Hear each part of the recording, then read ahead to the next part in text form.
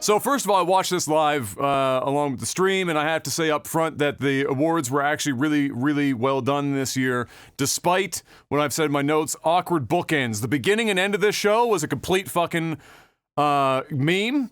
I'm not going to say dumpster fire, but it was definitely a meme.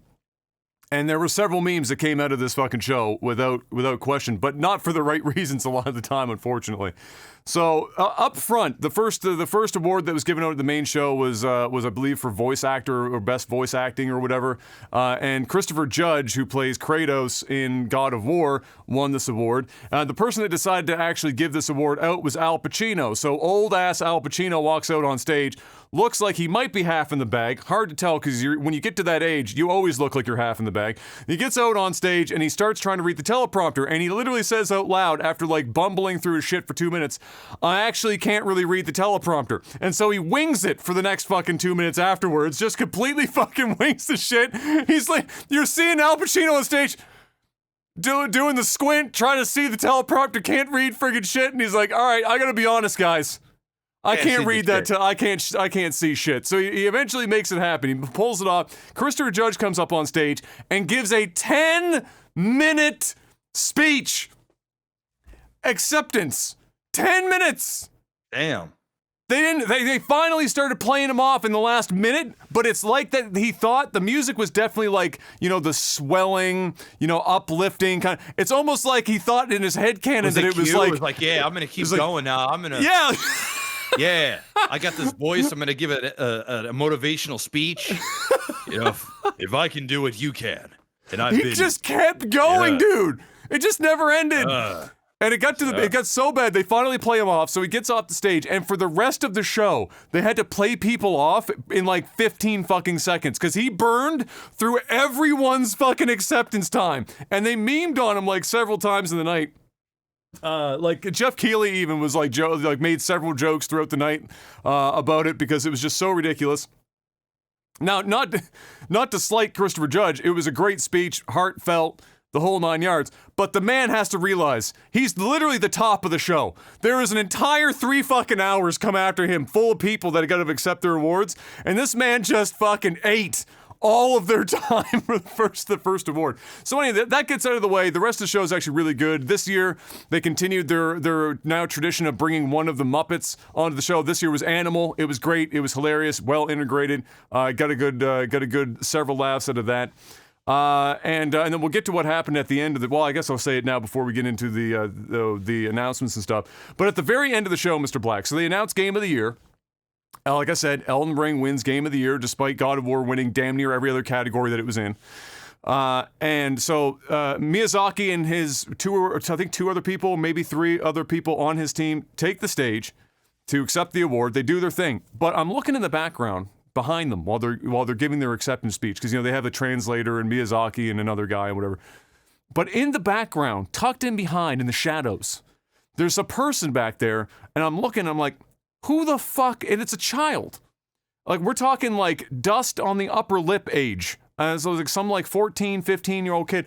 And I was like, who the fuck? But nobody's doing anything. Nobody's mentioning anything. Miyazaki's not looking at him weird. Nobody's looking at him weird. Jeff Keighley didn't come over. Nothing. He's just standing there. And I actually said out loud, I said, who the fuck is that? Who the fuck is that kid? Miyazaki, he stands there the whole time. Miyazaki gives a speech, and when he's done, and the music is playing, and they're getting ready to walk off the stage, the kid walks up to the microphone and starts talking to the microphone. And the audio guy in the background, who's also clearly confused, actually lowers the music to let this kid speak in the microphone, because he's been standing there the whole fucking time. So the assumption clearly for the production team is, he's part of the team of some sort. Somehow somebody's child is on stage anyway, so he lowers the fucking fader in the background, probably looking like this. Lowers the fader, and the kid walks up to the mic and he drops this one. I would like to nominate this award for my reformed rabbi Bill Clinton. At which point, and this is the end of the show, at which point security finally takes the stage and says, okay, time to go, and takes this kid away as the show is ending. Jeff Keighley walks out on stage and says, okay, eventful night, as if everyone was supposed to just forget about what just fucking happened. And he wraps up the show, does so admirably, because at this point, how the fuck do you regain your footing after a kid walks up and says some shit like that on the microphone? And ends the show. And then, of course, the problem with it is that nobody talked about, like, damn near anything except for this fucking one kid at the end of the show who walks up to the microphone. So it commands social media forever. Who is this kid? What the fuck is he doing? And more importantly, how the fuck did nobody recognize that this child is not supposed to be on stage? This kid, not that anything bad happened, but it could have. This kid could have had some shit on him. He could have had a knife. He could have had fucking anything, security, nothing. Jeff Keighley somehow couldn't have recognized, like, nobody saw this shit. So it was a very weird fucking moment, and it took away from the way better meme of the night, Mr. Black, which was the most epic flute player of all time. During the part just before Game of the Year, where they had the whole orchestra play all of, like, the main themes of all the nominees for the show.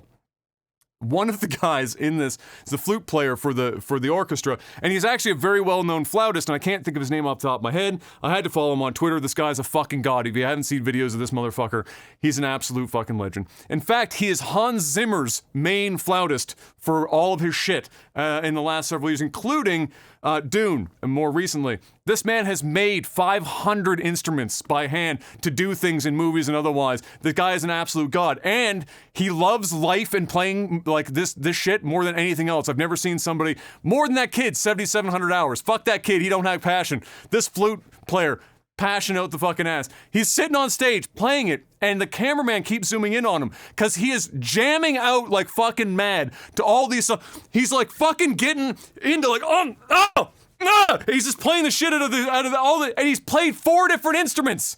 You're seeing him like frantically swap between instruments on the fly, and he's fucking rocking the shit out, and then when it's done and everyone stands up to like take a bow, he's like fist pumping. He's like, oh yeah, and he's like jumping around, and he's so fucking excited. And it was the best meme of the whole fucking show. And then, Pedro Estouche, that's his name. That's probably a poor pronunciation of his last name. Fucking incredible. And everyone was like, this is the greatest moment in the show. And then unfortunately, like 14 seconds later, here comes the kid. I want to thank my reformed rabbi, Bill Clinton. And all that shit just fucking went away. And the show ended. Anyway, despite all that, was probably the best paced show and the best done show in ages. And there were lots of great reveals. So let's talk about some of them right now. We're going to do this roughly in the order in which it happened in the show. Vampire Survivor, which is a pretty popular game. Lots of people have been streaming it, playing it. Going to mobile, which was announced with a great advertisement. So if you haven't already played it and you want to play that, mobile is a good choice. Returnal, which was a very popular game on the PlayStation, continues to be, is coming to the PC. No release date, but it's coming. The weirdest thing about that, though, is that Returnal on the PC has a recommendation of 32 gigs of RAM.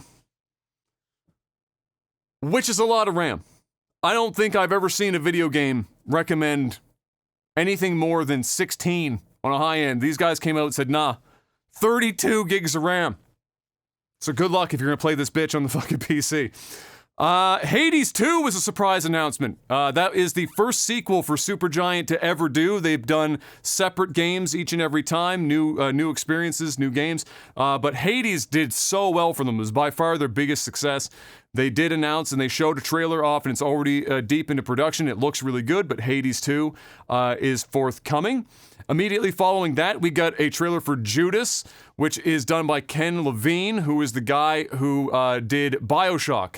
And, as you might imagine, it looks a hell of a lot like BioShock, except this time it's happening in space instead of underwater.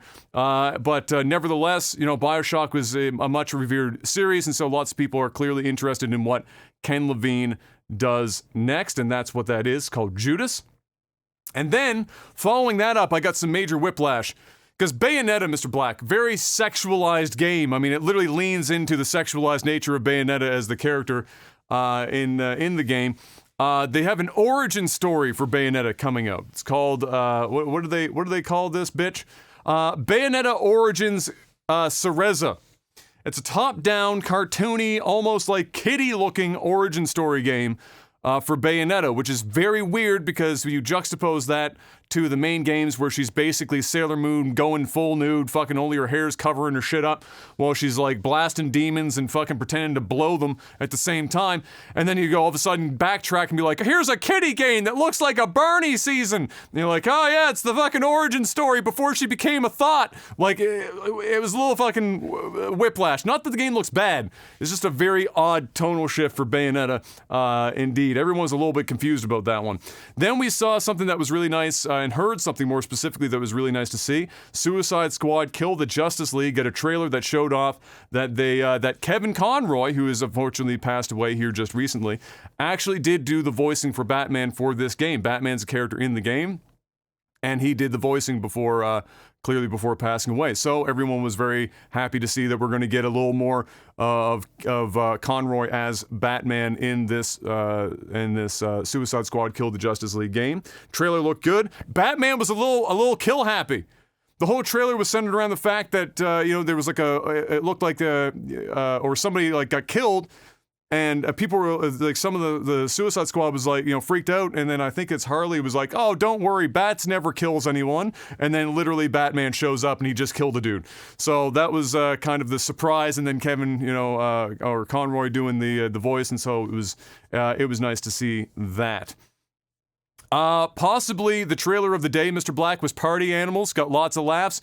Probably if you're over the age of 25 and have been chronically on the internet, you'll get every single joke that was in the trailer, but they delivered it well and was very campy and self-referential and deprecating, and it was quite a good laugh. I'll probably never play the game, but I could watch that trailer 3 or 4 more times. Star Wars Jedi Survivor got a reveal trailer. That's the sequel to the popular Jedi Fallen Order, where they had the redhead Cal Kestis. And Cal Kestis in this game, Mr. Black, he changed the direction of his hair. Instead of going to switch the direction of his hair, and grew a beard, which means, as I said in my notes here, clearly he's going to be a lot edgier in this game. You change your hair and you grow a beard as a man in anything, whether it's a game or a movie, and you were baby faced before. You're getting ready to kill some people. Yeah, unhinged. Unhinged. I haven't even taken the time to shave. It's time to kill people. Cal Kestis. So yeah, that looks really good. That was a really well-received game, and so lots of people were quite excited about seeing that. Earthblade was announced, and lots of people were excited about that as well because it's the team that did Celeste, which is a game that you would have seen lots of streamers playing many, many times over the last little while, or the last year or so. Maybe even 2. I can't remember when Celeste actually came out at this point because time is a flat circle. But yeah, it got lots of positive reactions because it did look a lot like Celeste, and that was a good thing for most people. We also got a really big announcement that came from Hideo Kojima. Now, we knew, as always, that if Jeff Keighley could do it, he'd kiss Hideo Kojima on the mouth. He would take that with pride. He would tongue and all. But because of that, we also know that every time there's a Game Awards, we're probably getting some sort of Hideo Kojima announcement. And he had been teasing some stuff on social media leading up to the show, so we assumed, oh, clearly we're going to see whatever the fuck this teasing is. And we did. And it was for Death Stranding 2. He's actually doing a sequel to Death Stranding. And the trailer actually looked really good. And then you saw Norman Reedus again, and then everyone was like, oh shit, and this is actually Death Stranding. And I said, fine, I'll fucking play Death Stranding. And so I've actually been doing that on stream now for the last few days, and I've been honestly enjoying it. It's a completely unconventional game, clearly, but it's probably, I would say, my favorite thing Kojima has done from a storytelling perspective, because we all know Kojima gets a little fucking up in his head, and he's very, the artsy fartsy, and sometimes he gets off the rails. This is probably one of his best pieces of work that I've personally played from that perspective, and I look forward to 2 so far. But yeah, they announced that, and that got a lot of good reaction from the crowd. Looked really good too. I mean, the first game looked good. This also looks like it's going to be quite good. Then, after that, we got Baldur's Gate 3 with another trailer. It feels like Baldur's Gate 3 has been in development for like 50 fucking years. But evidently, we're finally getting a proper release date. Maybe. It's August 2023. They haven't given a date. If it's just a month, don't get excited. Until they give you a specific date, don't get too excited about it. It's probably still not going to be the last date for Baldur's Gate 3, but, people can hope and pray. Maybe. Then we got Wayfinders with a trailer, which looked like basically Torchlight, which is in turn Diablo. Did you ever play Torchlight when that first came out many years ago now? No, I didn't. It was pretty good. So. I got a second one that was also like okay, and then they did a mobile thing more recently that was not so hot. Because it was done by some of the original guys that did the original Diablo, Torchlight. And so it was quite well done. We got that, and that looks like it's basically in that vein. Maybe more multiplayer options in terms of the number of people you can play with, perhaps. But we got that shown off. Then we dumped right into Horizon Forbidden West Burning Shores, which is the expansion for Forbidden West. This is a big one to note because it is actually looking like it's only going to be available for the PS5. So the original game, or the sequel, but the base of the sequel was also still available to play on the PS4. It was backwards, forwards, kind of like stuck between the two generations thing. This looks like, at least from what they showed off, and maybe I'm wrong, but it looks like it will only be available for PS5.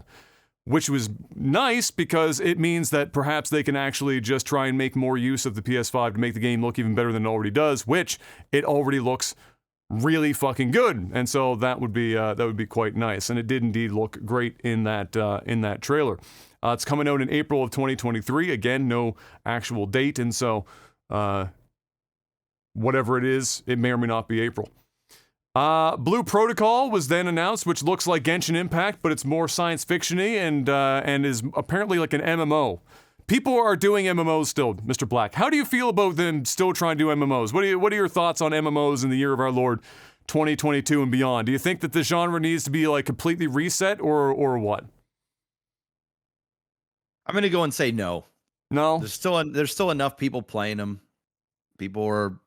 It's clearly popular enough. Popular enough. So I mean, it's like me saying that MOBAs need to die. It's like they're still kind of around, right? Like League of Legends is still lots a thing. of people playing those games. It's true. Dota's still a thing. Smite even to a degree. So I mean, that's true. If there's an audience, there's an audience. It's not my thing though. And I guess it's kind of like, I think some people smell blood in the water with World of Warcraft too, where they've watched as the player base has dropped off, and so I think some of them are trying for that. It does look like a good game, at least from the surface. We'll have to wait and see more. It's not too far away, but we'll have to wait and see as things develop. It is being produced by Amazon, though, so maybe this will be Amazon's first major real success, because the other ones up to this point have been kind of middling to bad. So maybe they'll actually hit something with this one. Then we got a new Mario movie trailer that was shown off. I don't know if you saw the more recent one. It looks pretty good. I don't know what else to say, but the animation looks great. The voices are all good. I don't know why people are... I was concerned about Chris Pratt doing the voice. It's fine. It's not... Again, we talked about in the podcast, nobody wants 2 hours of I can't think about it.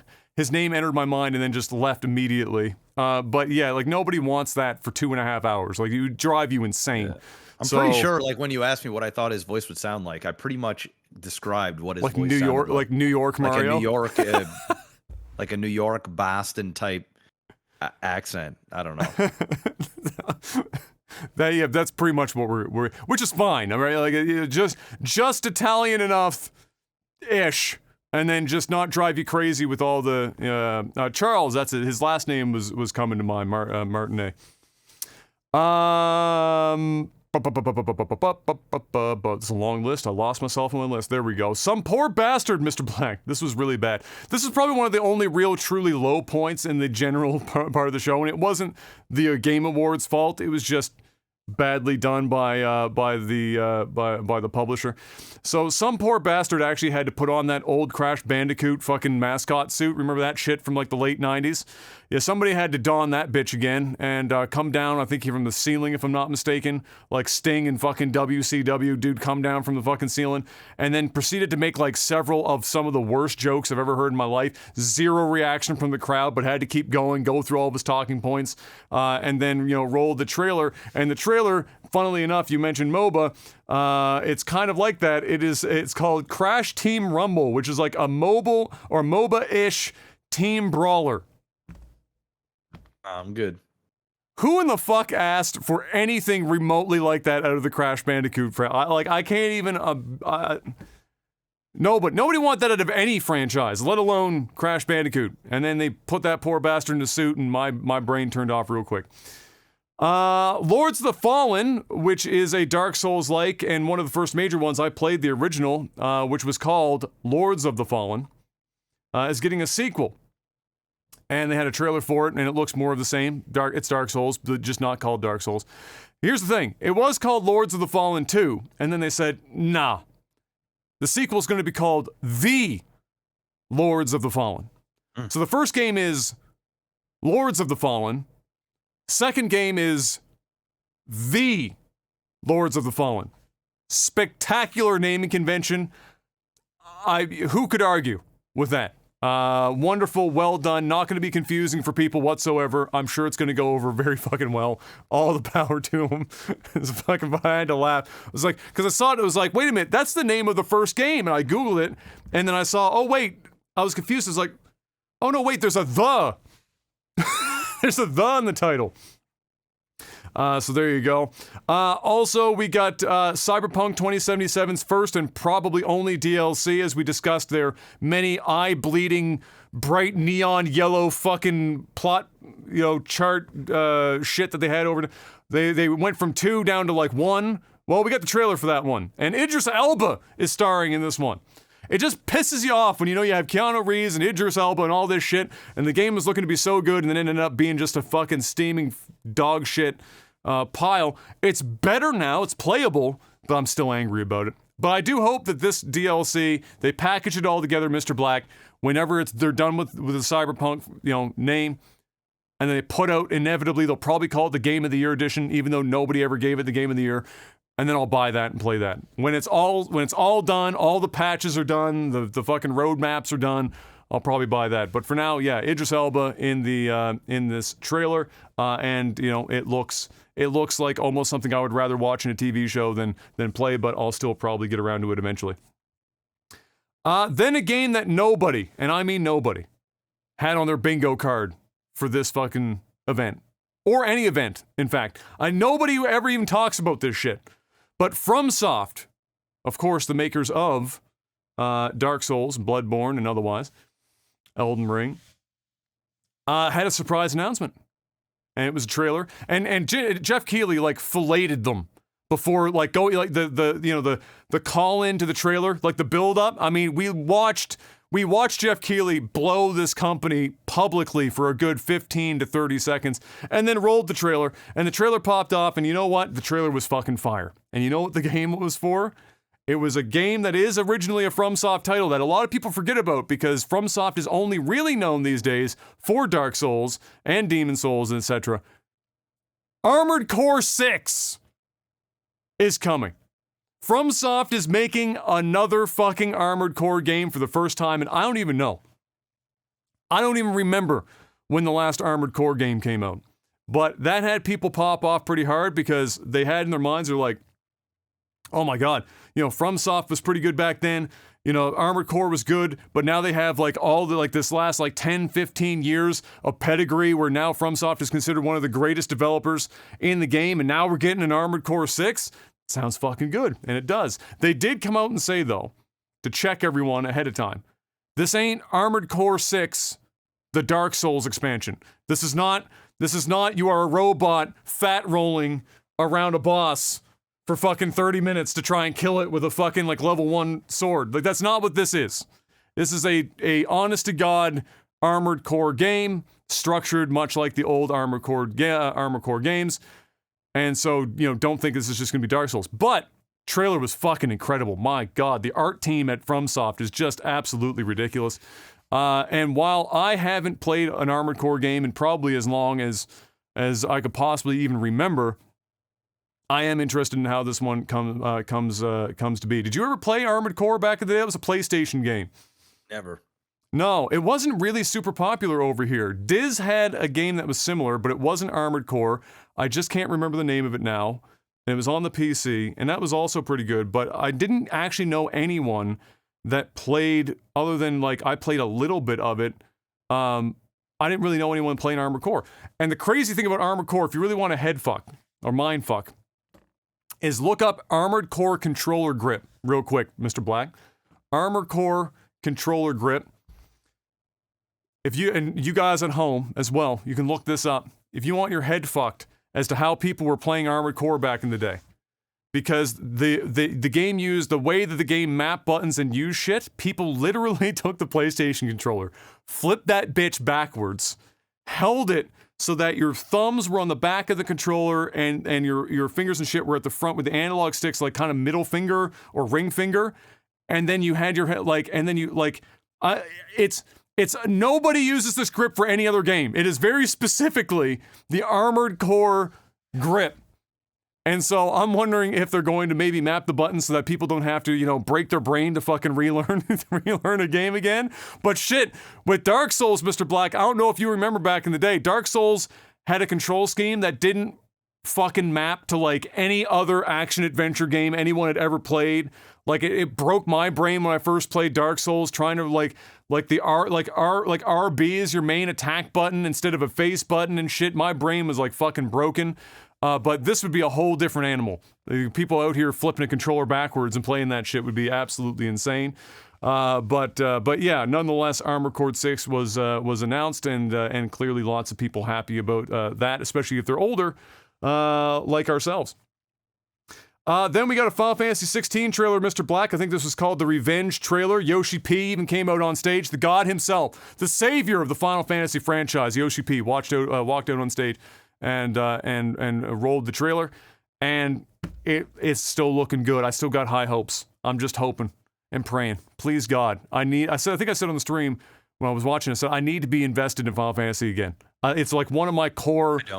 It's like one of my core gaming things from child. Like I need to like at least hope for future generations that we have. You know, we get away from Final Fantasy 15. Please stop. And since this is looking semi-promising, I'll hope. Are you placing Final Fantasy in the same bracket as Star Wars, where you're just out? No, I'm out even further from. Like Final Fantasy is like that's gone, super dead. You know, Star Wars, it's like, you know, you show me so. Oh, by the way, well, I guess we'll talk about it later. Anyway, we'll talk about it later. We're gonna get to that. We're almost to the end of this, by the way. This was like, there was a lot of like actual like announcements in this, and there were more. These were just the notable ones. Lastly, I'll just note though, because that was like the last trailer shown that was worth talking about. Surprisingly, Xbox essentially, and you'll have noticed it if you're paying attention at home, zero presence. Not a single fucking game from Xbox was announced or talked about at the show. The only thing we got from Microsoft at this show was like a sizzler reel for upcoming games coming to Game Pass. And that was it. Nothing else. Phil Spencer was in the audience. Jeff Keighley even called him out. The camera panned to him. He looks salty as fuck, probably because he's fighting two different regulatory bodies at the same fucking time over this Activision Blizzard buyout. But that is also what people were assuming. They said they're probably playing their cards close to their chest while these two regulatory bodies are coming at them. They're not showing all this crazy shit off. That might be why they weren't showing anything. And then after the show, Microsoft did come out and say, because people on social media were like, hey Phil. Like the whole fucking industry showed up. Even Nintendo's ass was here. Nintendo don't show up to anyone but their own fucking party. And you weren't there. What happened, Phil? He said, don't worry, we do have stuff coming to show you. We just didn't have anything for Game Awards. Whatever the fuck that means. And Microsoft does have a really stacked 2023. Like everyone, 2023 is going to be fucking bonkers. Like if you're somebody that plays like all the major releases as they come out, you're going to be broke by the end of 2023. That shit, there's a lot of games next year. But yeah, so we are eventually at some point nebulous in the future, but not right now. But yeah, it was very interesting to see Microsoft not have much of a presence at the show for this time around. And then like I have at the end of my notes here, we already talked about Elden Ring won Game of the Year despite God of War winning pretty much every other category that they were in. And pretty much all the category winners This year made sense. There was a couple of outliers, like there always is.